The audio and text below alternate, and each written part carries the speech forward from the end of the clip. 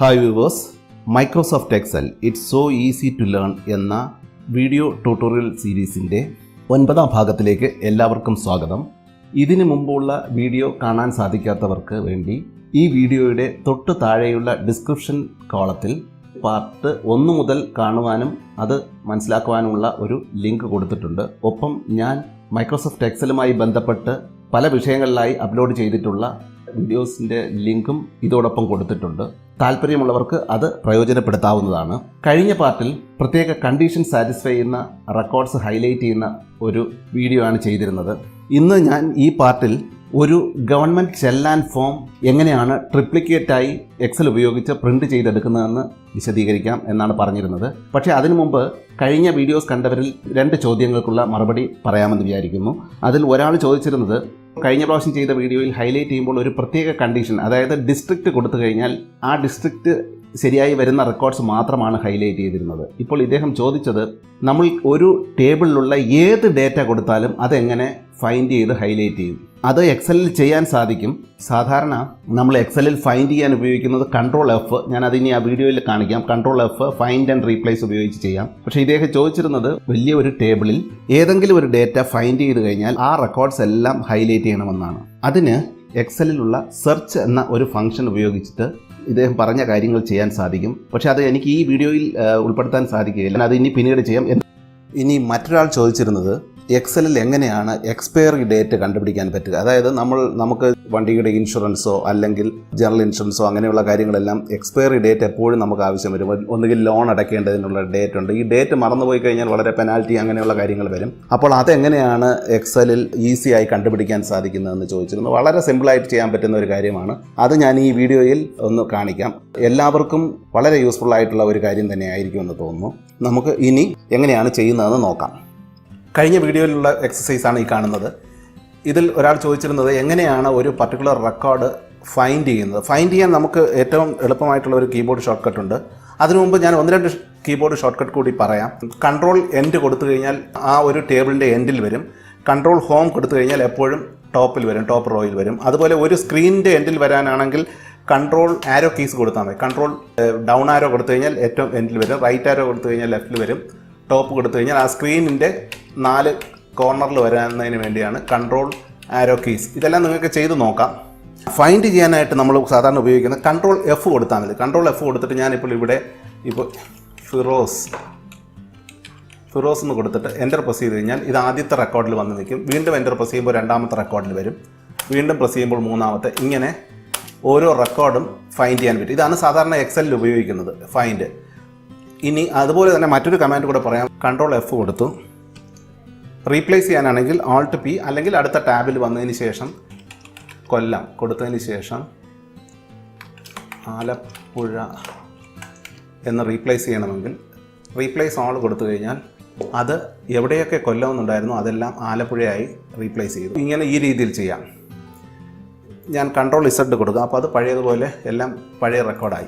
ഇനി പക്ഷേ അദ്ദേഹം ചോദിച്ചിരുന്നത്, ഈ ടേബിളിലുള്ള ഏതെങ്കിലും ഒരു റെക്കോർഡ് ഫൈൻഡ് ചെയ്യുമ്പോൾ കഴിഞ്ഞ പ്രാവശ്യം കാണിച്ചതുപോലെ ആ റോ കംപ്ലീറ്റ് ഹൈലൈറ്റ് ചെയ്യണം. അതിന് സെർച്ച് എന്നൊരു ഫംഗ്ഷൻ ഉണ്ട്. ആ ഫംഗ്ഷൻ എന്താണെന്ന് എക്സ്പ്ലെയിൻ ചെയ്യേണ്ടിയിരിക്കുന്നു. എങ്കിൽ മാത്രമേ എനിക്കത് ചെയ്യാൻ പറ്റുകയുള്ളൂ. പക്ഷേ ഞാനിവിടെ അതൊന്ന് ചെയ്ത് കാണിക്കാം. ഞാൻ ചെയ്ത് നോക്കിയതാണ്. ഇവിടെ സെർച്ച് എന്നൊരു വിൻഡോ ഉണ്ട്. ഇവിടെ ഇപ്പോൾ ഞാൻ ഹരി എന്ന് കൊടുക്കുമ്പോൾ ഹരി എന്ന അവിടെ ഏതൊക്കെ ഹരിന്നോ അത് അങ്ങനെയുള്ള റെക്കോർഡ്സ് എല്ലാം ഹൈലൈറ്റ് ആകും. അതുപോലെ വേണമെങ്കിൽ ഞാനിപ്പോൾ ഇവിടെ ട്രിവാൻഡ്രം എന്നാണ് കൊടുക്കുന്നതെങ്കിൽ, നേരത്തെ ഇവിടെ സെലക്ഷൻ എന്ന് പറഞ്ഞാൽ നമ്മൾ ലിസ്റ്റ് കൊടുത്തിട്ട് ഒരു ഡിസ്ട്രിക്റ്റിൻ്റെ പേര് മാത്രമേ കൊടുക്കാൻ പറ്റുള്ളൂ. പക്ഷേ ഇവിടെയാണെന്ന് പറഞ്ഞു കഴിഞ്ഞാൽ നമുക്ക് ഇഷ്ടമുള്ള റെക്കോർഡ് കൊടുക്കാം. ഞാനിപ്പോൾ കൊല്ലം എന്ന് കൊടുത്തു കഴിഞ്ഞാൽ എവിടെയൊക്കെ കൊല്ലമുണ്ടോ അതെല്ലാം റീപ്ലേസ് ചെയ്യും. ആ രീതിയിലാണ് ചെയ്യുന്നത്. ഇത് ചെയ്തിരിക്കുന്നതും കണ്ടീഷണൽ ഫോമാറ്റിംഗ് ഉപയോഗിച്ചിട്ടാണ്. പക്ഷേ അത് എക്സ്പ്ലെയിൻ ചെയ്യണമെങ്കിൽ കുറേ സമയം എടുക്കും. അതുകൊണ്ട് ഞാനിത് തൽക്കാലം ഒഴിവാക്കുകയാണ്. അടുത്ത ഒരു പാർട്ട് ഈ ഒരു സെക്ഷൻ കഴിഞ്ഞതിന് ശേഷം ഇതെങ്ങനെയാണ് ചെയ്യുന്നതെന്ന് കാണിക്കാം. എന്തായാലും അത് ചെയ്യാൻ സാധിക്കും എന്നുള്ളത് മനസ്സിലായല്ലോ. അത് ആ രീതിയിൽ നമുക്ക് എന്ത് റെക്കോർഡ് വേണമെങ്കിലും കൊടുക്കാം. ഇപ്പോൾ ഞാനിപ്പോൾ 6936 എന്ന് കൊടുത്തു കഴിഞ്ഞാൽ എവിടെയൊക്കെ ആ റെക്കോർഡുണ്ടോ അതെല്ലാം ഹൈലൈറ്റ് ചെയ്യും.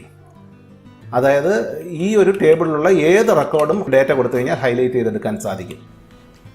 ഇനി 2ാമത്തെ ആൾ ചോദിച്ചിരുന്ന ഒരു കാര്യം, എങ്ങനെയാണ് എക്സ്പയറി ഡേറ്റ് എക്സൽ ഉപയോഗിച്ചിട്ട് കണ്ടുപിടിക്കുന്നത്? ഞാൻ അതിനൊരു എക്സാമ്പിൾ പറയാം. ഒന്ന് സീരിയൽ നമ്പർ ഒരു ഫീൽഡ് കൊടുക്കാം. അത് കഴിഞ്ഞിട്ട് വേണമെങ്കിൽ ഒരു ഫയൽ എന്ന് പറഞ്ഞിട്ട് ഒന്ന് കൊടുക്കാം. അതെന്തിനാണെന്ന് ഞാൻ പറയാം.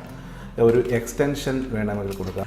ഞാനിവിടെ ഡിസ്ക്രിപ്ഷനിൽ കൊടുത്തിരിക്കുകയാണ്. നിങ്ങൾക്ക് ഇഷ്ടമുള്ള ഒരു ഡിസ്ക്രിപ്ഷൻ കൊടുക്കുക. ഒരു 3 ഡിസ്ക്രിപ്ഷൻ കോളം കൊടുത്തു. അത് കഴിഞ്ഞിട്ട് എമൗണ്ട് ടു പേ, എത്രയാണ് എമൗണ്ട് അടയ്ക്കേണ്ടത്. പിന്നെ അത് കഴിഞ്ഞിട്ട് ഡ്യൂ ഡേറ്റ് കൊടുക്കാം. ഡ്യൂ ഡേറ്റ് കഴിഞ്ഞിട്ട് ഡേയ്സ് ലെഫ്റ്റ്, എത്ര ദിവസം ബാക്കിയുണ്ട് ഇനി അടയ്ക്കാനായിട്ട്. അത് കഴിഞ്ഞ് വേണമെങ്കിൽ ഒരു റിമാർക്സ് കൂടെ കൊടുക്കാം. ഇത്രയും ഫീൽഡാണ് ഞാൻ കൊടുത്തിരിക്കുന്നത്. ഇത് ബോൾഡാക്കി സെൻട്രലൈസ് ചെയ്തു. ഓൾട്ട് HAC കൊടുത്ത് സെൻട്രലൈസ് ചെയ്തു. ഇവിടെ നമുക്ക് സീരിയൽ നമ്പറിൻ്റെ ആവശ്യമില്ല. പക്ഷേ സീരിയൽ നമ്പർ കൊടുത്താലുള്ളൊരു ഉപയോഗം ഞാൻ എന്താണെന്ന് പറയാം. ഫയൽ നമ്പർ എന്ന് ഉദ്ദേശിക്കുന്നത് സാധാരണ നമ്മൾ ഓഫീസിൽ ഇങ്ങനെയുള്ള കുറേ റെക്കോർഡെല്ലാം ഓരോ കാറ്റഗറി ആയിട്ട് തിരിച്ചിട്ടുണ്ട്. ഇത് കാറ്റഗറി എന്നാക്കാം. ഇത് വേണമെങ്കിൽ കാറ്റഗറി, ഇത് ഡിസ്ക്രിപ്ഷൻ 1 എന്ന് കൊടുത്തു. ഇത് ഡിസ്ക്രിപ്ഷൻ 2 എന്നും ആക്കാം. ഓഫീസിൽ ഏതെങ്കിലും ജനറൽ ഇൻഷുറൻസ് ഉണ്ട്, അത് ഫയൽ ചെയ്തിരിക്കുന്ന ഫയൽ നമ്പർ ആയിരിക്കും ഇവിടെ എഴുതേണ്ടത്. ഇപ്പോൾ 1ാമത്തെ ഫയലിലാണ്, ഒരു ബോക്സ് ഫയലിലായിരിക്കാം ചെയ്തിരിക്കുന്നത് പറയുക. 1ാമത്തെ ബോക്സ് ഫയലിലാണ് ഇൻഷുറൻസിൻ്റെ ഡേറ്റ എല്ലാം 1ാമത്തെ ഫയലിലാണ്. അവിടെ ഒരു എക്സ്റ്റൻഷൻ എന്ന് പറഞ്ഞ് വേണമെങ്കിൽ നമുക്ക് ഒരു എക്സ്റ്റൻഷൻ കൊടുക്കാം. അതായത് 1 എന്ന് കൊടുത്തു. ഇവിടെ ഞാനിപ്പോൾ ഇത് ഇൻഷുറൻസ് എന്നുള്ള ഒരു കാറ്റഗറി കൊടുത്തു. ഇപ്പോൾ റിലയൻസ് ജനറൽ ഇൻഷുറൻസ്, അത് എന്താണ് അതിൻ്റെ ഡീറ്റെയിൽസ്, ഇൻഷുറൻസ് നമ്പർ വേണമെങ്കിൽ ഇവിടെ കൊടുക്കാം. ഇത് കൊടുത്തിട്ട് എമൗണ്ട് പേ, നമുക്ക് പേ ചെയ്യേണ്ട എമൗണ്ട് എന്ന് പറയുന്നത് ഒരു പ്രീമിയം കൊടുക്കേണ്ടത് 5000 റുപ്പീസ്. അത് കഴിഞ്ഞിട്ട് ഇത് അടയ്ക്കേണ്ട ഡേറ്റ് ഡിസംബർ മാസം 4-ാം തീയതി, ആദ്യം മന്താണ് കൊടുക്കുന്നത്, 2018 ഇങ്ങനെ കൊടുത്തു. ഡേയ്സ് ലെഫ്റ്റ് ഇവിടെ ഓട്ടോമാറ്റിക്കായിട്ട് കാൽക്കുലേറ്റ് ചെയ്യുന്നത്. ഇവിടെ എന്തെങ്കിലും റിമാർക്സ് കൊടുക്കുക. ഈ രീതിയിലായിരിക്കും ചെയ്യുന്നത്. ഇപ്പോൾ 2ാമത്തെ നമ്പർ എന്ന് പറയുന്നത് ഫയൽ നമ്പർ 1 തന്നെയാണ്. ഫയൽ നമ്പർ 1ാമത്തെ ആ ബോക്സ് ഫയലിൽ തന്നെയാണ്. റെഫറൻസ് എക്സ്റ്റൻഷൻ 2 എന്ന് കൊടുത്തിരിക്കുന്നു. ഇത് തന്നെ കോപ്പി ചെയ്യാൻ വേണ്ടി ഇൻഷുറൻസ് കൊടുത്തു. റിലയൻസ് ഇൻഷുറൻസ് മറ്റൊരു വേറെ ഏതെങ്കിലും ഒരു ബിൽഡിങ്ങിൻ്റെ ആണെന്ന് വിചാരിക്കുക. അപ്പോൾ അങ്ങനെയാണെങ്കിൽ ഒരു ഡിസ്ക്രിപ്ഷനും കൂടെ കൊടുത്താൽ മതി. നിങ്ങൾക്കിത് ഇഷ്ടമുള്ള രീതിയിൽ മോഡിഫൈ ചെയ്യാം. ഇവിടെ വേണമെങ്കിൽ ഇവിടെ ലൊക്കേഷൻ എവിടെയെന്നുള്ളത് ഇത് നിങ്ങളുടെ സൗകര്യത്തിനനുസരിച്ച് നിങ്ങൾക്ക് മാറ്റാവുന്നുള്ളൂ. ലൊക്കേഷൻ കൊടുക്കുക. ഇവിടെ ഇൻഷുറൻസ് നമ്പർ കൊടുക്കാം. ഇങ്ങനെ കൊടുത്തു. എമൗണ്ട് പേ 7000 എന്ന് വിചാരിക്കുക. ഇവിടെ ഡ്യൂ ഡേറ്റ് 1/2019 അത് അടയ്ക്കേണ്ടത്. ഇങ്ങനെ എൻ്റർ ചെയ്യാം. അപ്പോൾ ഈ ഫയൽ എക്സ്റ്റൻഷൻ എന്ന് പറയുന്നത് ഈ സൂക്ഷിച്ചിരിക്കുന്ന ഈ ഫയലിൽ വേണമെങ്കിൽ 1 എന്ന് എഴുതിയിട്ടിരുന്നാൽ ആ ബോക്സ് ഫയൽ എടുത്തിട്ട് നമുക്ക് പെട്ടെന്ന് റെഫർ ചെയ്തെടുക്കാൻ പറ്റും. അതായത് 1ാമത്തെ ഫയലാണ്. ആ ഫയലിനകത്ത് 1 വിത്തിൻ ബ്രാക്കറ്റ് ഇങ്ങനെ ആ ഡോക്യുമെൻറ്റിൽ ഞാൻ സാധാരണ ചെയ്യുന്നത് അങ്ങനെയാണ്. 1 കൊടുത്തിട്ട് ഇങ്ങനെ ഒരു ബ്രാക്കറ്റ് ഇട്ട് കഴിഞ്ഞാൽ ഞാൻ ആ ഡോക്യുമെൻറ്റിൻ്റെ പുറത്ത് സൈഡിൽ എവിടെയെങ്കിലും 1 എന്നോ 2 എന്നോ ഇങ്ങനെ എഴുതിയിരിക്കും.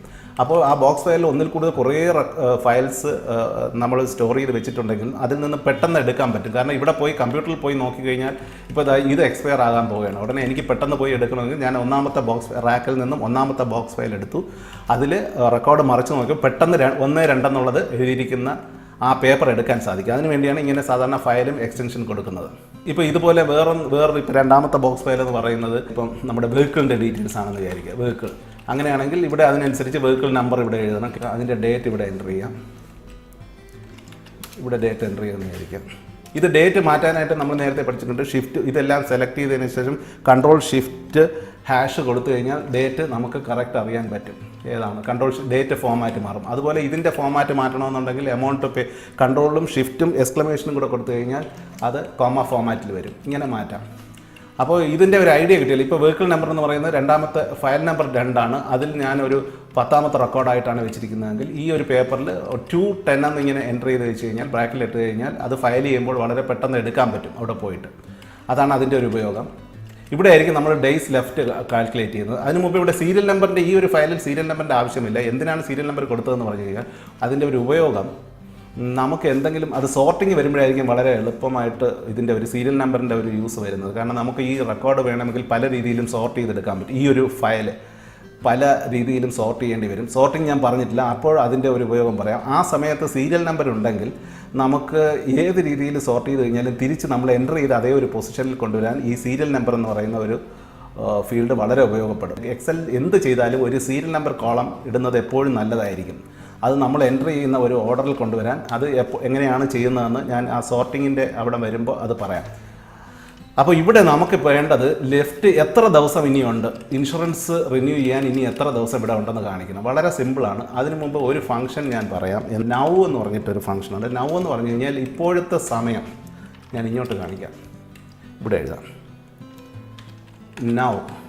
എക്സലിലെ നൗ എന്നുള്ള ഫംഗ്ഷൻ കാണിക്കുന്നത് കുറച്ച് വലുതാക്കിയാൽ മതി. ഇപ്പോൾ കാണിക്കുന്നത് ഇപ്പോഴത്തെ ഡേറ്റും ടൈമും കൂടെ ഇവിടെ കാണിക്കും. അതാണ് ഈ നൗ ഫംഗ്ഷൻ.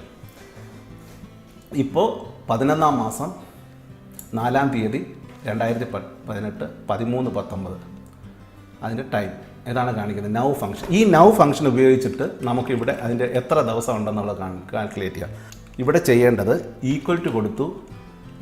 ഈ ഡേറ്റിൽ നിന്നും ഞാൻ സാധാരണ ഒരു ബ്രാക്കറ്റ് ഓപ്പൺ ചെയ്യപ്പോൾ ഈ ഡേറ്റിൽ നിന്നും നൗ എന്നുള്ള ഫംഗ്ഷൻ നൗ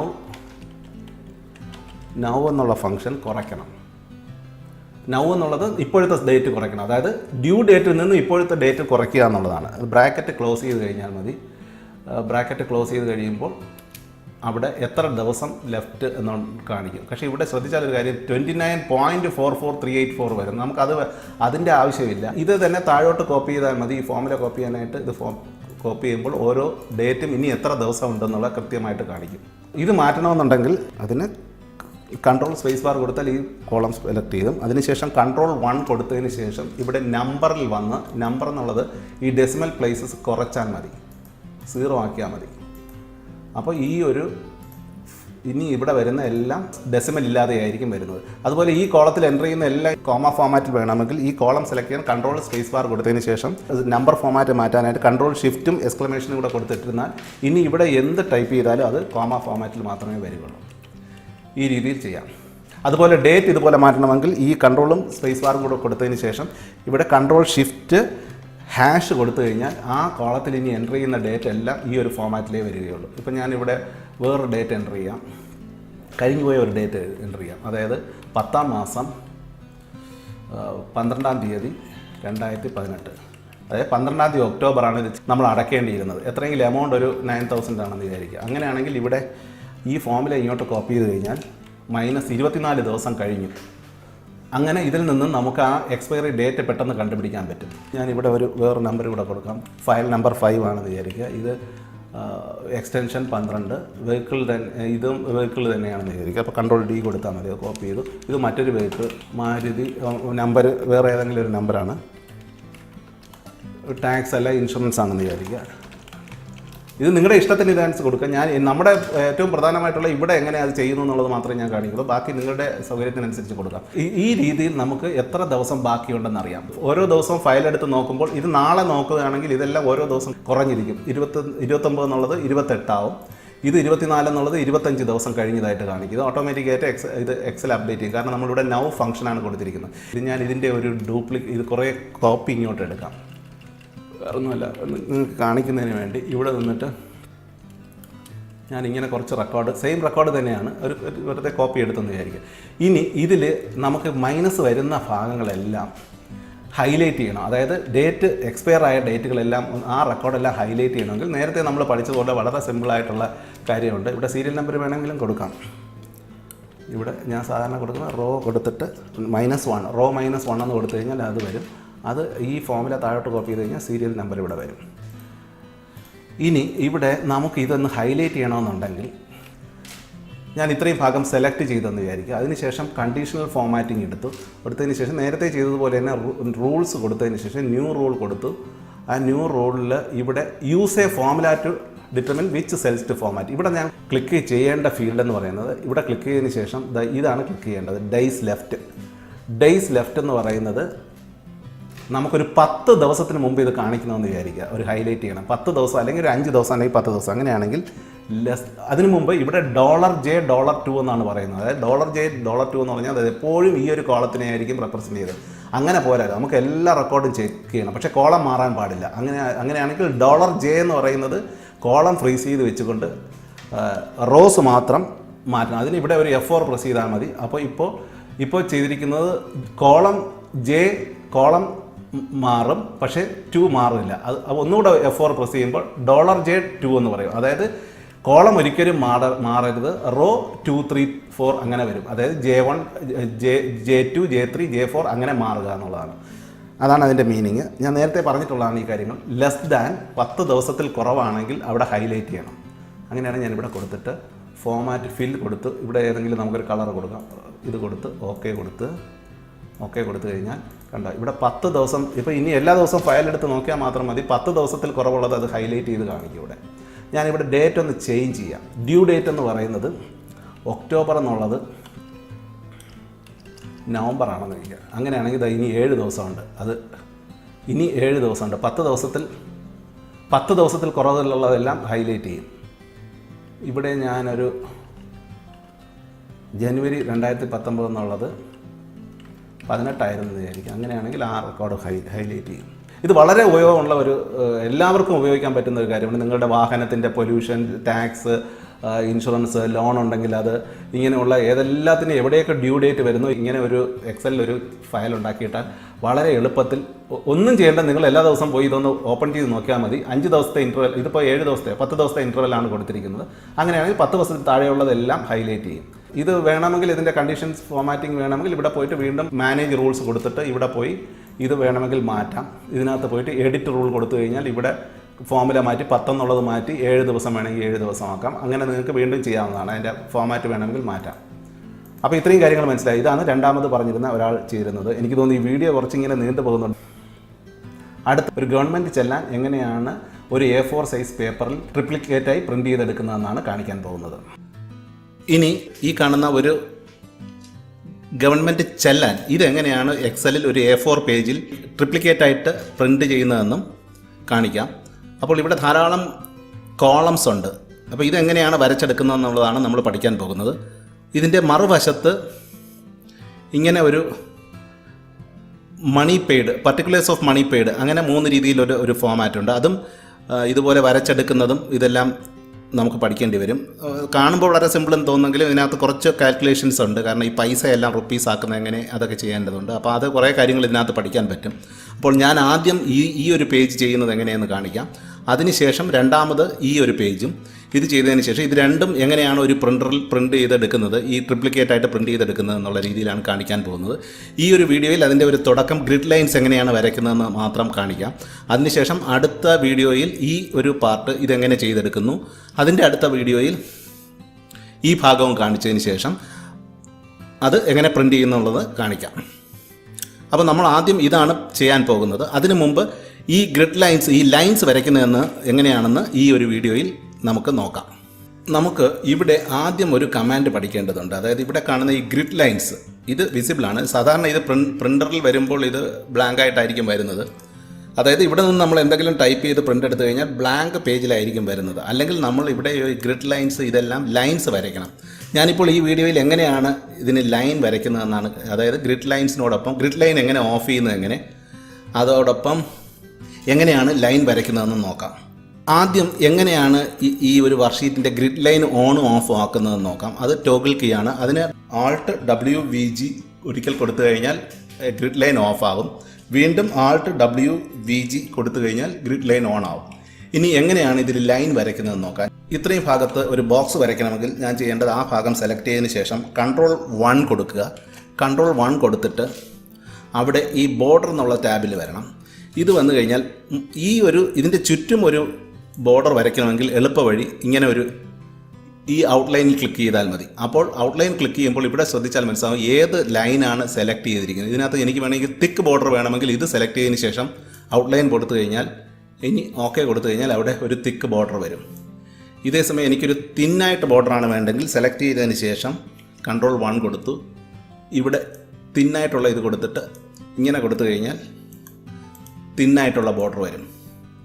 ഇനി ഇതുപോലെ ഇത്രയും ഭാഗം സെലക്ട് ചെയ്തു.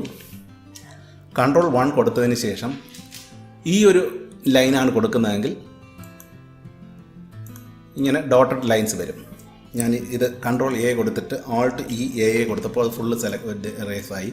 ഞാൻ ഒരിക്കൽ കൂടെ കാണിക്കാം. ഇനി നമുക്കിതിൻ്റെ ഉള്ളിൽ ലൈൻ വരയ്ക്കണമെന്ന് വിചാരിക്കുക. ഇപ്പോൾ ഇത്രയും ഭാഗത്ത് ഉള്ളിൽ ലൈൻ വരയ്ക്കണമെങ്കിൽ Ctrl+1 കൊടുത്തതിന് ശേഷം ഇൻസൈഡ് വരയ്ക്കാൻ വേണ്ടി എല്ലാ കോളവും വരയ്ക്കണമെന്നുണ്ടെങ്കിൽ നമുക്ക് ഈ ഔട്ട്ലൈൻ സെലക്ട് ചെയ്തതിന് ശേഷം ഇതൊന്ന് ക്ലിക്ക് ചെയ്ത് കഴിഞ്ഞാൽ ഇവിടെ അതിൻ്റെ ഒരു മിനിയേച്ചർ കാണാൻ പറ്റും. എല്ലാം വരച്ചു കഴിഞ്ഞു. ഇവിടെ ക്ലിക്ക് ചെയ്യുകയാണെങ്കിൽ അത് ഇങ്ങനെ ക്രോസ് കൂടെ വരും. ഇത് നോക്കിക്കഴിഞ്ഞാൽ ഈ രീതിയിൽ വരയ്ക്കാൻ പറ്റും. പക്ഷേ ഇതിൽ വരയ്ക്കുമ്പോൾ പ്രത്യേകം ശ്രദ്ധിക്കേണ്ട ഒരു കാര്യം, നമ്മളെപ്പോഴും പ്രിൻ്റ് ചെയ്യുമ്പോൾ ഒരു ഭംഗി വേണമെങ്കിൽ ഈ ഹൊറിസോണ്ടലായി വരയ്ക്കുന്ന ലൈനെല്ലാം ഒരിക്കലും തിക്ക് ലൈൻ വരയ്ക്കാൻ പാടില്ല. ഇങ്ങനെ കോളംസിൽ വെർട്ടിക്കൽ ലൈൻസ് വരയ്ക്കുന്നതെല്ലാം തിക്കാവാം, പക്ഷേ ലൈൻ വരയ്ക്കുമ്പോൾ എപ്പോഴും അത് തിൻ ലൈൻ വരയ്ക്കുന്നതാണ് പ്രിൻറ്റിങ്ങിൽ ഭംഗി വരിക. അപ്പോൾ അതിന് നിങ്ങൾ എപ്പോഴും ശ്രദ്ധിക്കേണ്ട Ctrl 1 കൊടുത്തു. ഇപ്പോൾ ഇതിന് ബോർഡർ വേണമെങ്കിൽ എനിക്ക് ഇത് വെച്ചിട്ട് ഉപയോഗിക്കാം, അല്ലെങ്കിൽ തിക്നെസ് ആയിട്ടുള്ള ഇത് ഉപയോഗിച്ചിട്ട് ബോർഡർ വരയ്ക്കാം. ഇപ്പോൾ ഈ സൈഡും റൈറ്റ് സൈഡും ലെഫ്റ്റ് സൈഡും മാത്രം മതി, അല്ല മിഡിലും ഇത്രയും മതി എന്നുണ്ടെങ്കിൽ ഇങ്ങനെ കൊടുത്തു കഴിഞ്ഞാൽ ആ 3 ലൈൻ മാത്രം ഇങ്ങനെ വരും. ഇപ്പോൾ ഇങ്ങനെ സെലക്ട് ചെയ്തു. Ctrl 1 കൊടുത്തതിന് ശേഷം ഇവിടെ ഞാൻ ഈ സെലക്ട് ചെയ്തിരിക്കുന്നത് മുകളിലും താഴെയും ഇങ്ങനെയാണ് കൊടുക്കുന്നതെങ്കിൽ ഓരോ ലൈനും ഈ രീതിയിൽ വരയ്ക്കാൻ പറ്റും. Ctrl A Alt E A.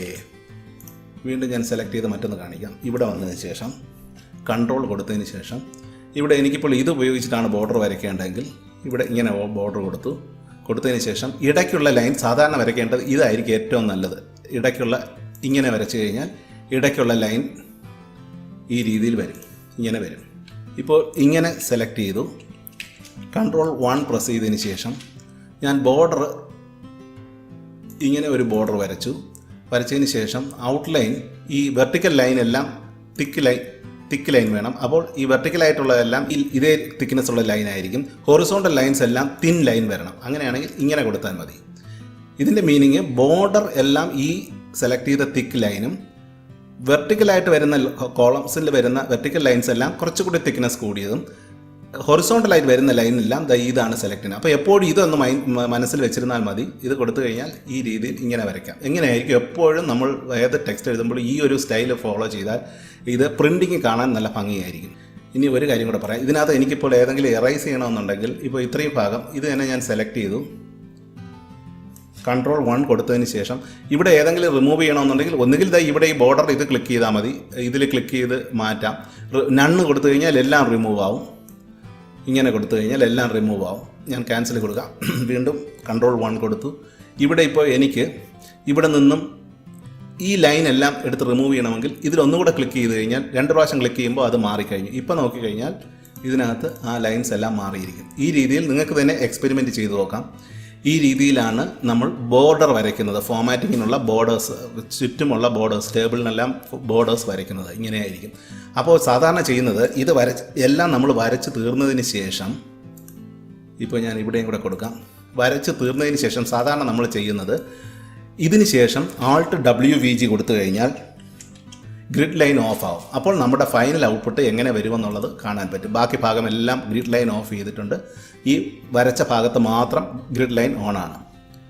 അപ്പോൾ ഇതെങ്ങനെയാണെന്ന് മനസ്സിലായല്ലോ. സംശയമുള്ളവർ ഇതൊന്ന് ജസ്റ്റ് ഒന്ന് പ്രാക്ടീസ് ചെയ്ത് നോക്കുക. അടുത്ത വീഡിയോയിൽ നമ്മൾ ആ കാണിച്ച ചെല്ലാൻ്റെ 2ാമത്തെ ഭാഗം ചെയ്തു തുടങ്ങും. അത് ആ ഒരു വീഡിയോയിൽ അവിടെ ഇതുപോലെയുള്ള ബോർഡർ വരയ്ക്കേണ്ടതായിട്ടുള്ള കുറേ കാര്യങ്ങളുണ്ട്. അതുകൊണ്ടാണ് ഇതൊരു ഇൻട്രൊഡക്ഷൻ എന്ന രീതിയിൽ ഈ വീഡിയോയിൽ ഉൾപ്പെടുത്തിയത്. ഇനി ഈ വീഡിയോ കണ്ടുകൊണ്ടിരുന്ന എല്ലാവർക്കും നന്ദി. അടുത്ത വീഡിയോ അപ്ലോഡ് ആകുന്നതുവരെ കാത്തിരിക്കുക.